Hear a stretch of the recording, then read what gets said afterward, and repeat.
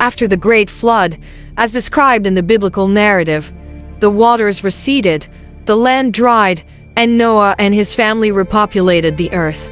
God established a covenant with Noah, symbolized by the rainbow, promising never to destroy the world by flood waters again. The post-flood world was a new beginning, with new landscapes and the start of a new chapter for humanity and all living creatures.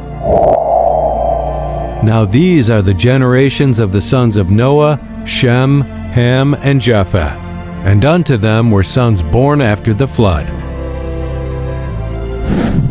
The story of Noah and the flood serves as a reminder of God's judgments and his promise of grace and redemption. And the sons of Ham, Cush, and Mizraim, and Phut, and Canaan. And Cush begat Nimrod. He began to be a mighty one in the earth. Nimrod is a biblical figure mentioned in the book of Genesis and the books of Chronicles, the son of Cush and therefore the great-grandson of Noah. Nimrod was described as the king in the land of Shinar. He was a mighty hunter before the Lord. Wherefore it is said, even as Nimrod the mighty hunter before the Lord. And the beginning of his kingdom was Babel, and Erech, and Akkad, and Calneh, in the land of Shinar. The Tower of Babel is a biblical story from Genesis that explains the origin of different languages and cultures. And the whole earth was of one language and of one speech. And it came to pass, as they journeyed from the east, that they found a plain in the land of Shinar, and they dwelt there. After the great flood, humanity was united under one language and settled in Shinar. They decided to build a city with a tower that would reach the heavens, hoping to make a name for themselves and prevent being scattered. And they said one to another, Go to, let us make brick, and burn them thoroughly. And they had brick for stone, and slime had they for mortar.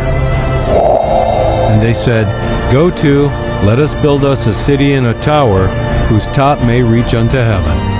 And let us make us a name, lest we be scattered abroad upon the face of the whole earth. The land of Shinar, mentioned in the Bible, is generally believed to be located in the region of modern-day Iraq, specifically southern Mesopotamia, also known as Babylonia. This area encompasses the fertile plains between the Tigris and Euphrates rivers. And the Lord came down to see the city and the tower which the children of men builded.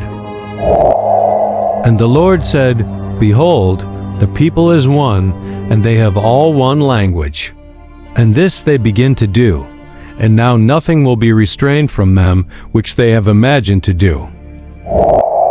Go to, let us go down, and there confound their language, that they may not understand one another's speech. So the Lord scattered them abroad from thence upon the face of all the earth, and they left off to build the city. The story of the Tower of Babel serves as an explanation for the diversity of languages in the world and also explores themes of human pride, ambition, and the consequences of challenging divine authority. God, displeased with their ambition, confused their languages, causing them to disperse and abandon the project. Therefore is the name of it called Babel, because the Lord did there confound the language of all the earth, and from thence did the Lord scatter them abroad upon the face of all the earth.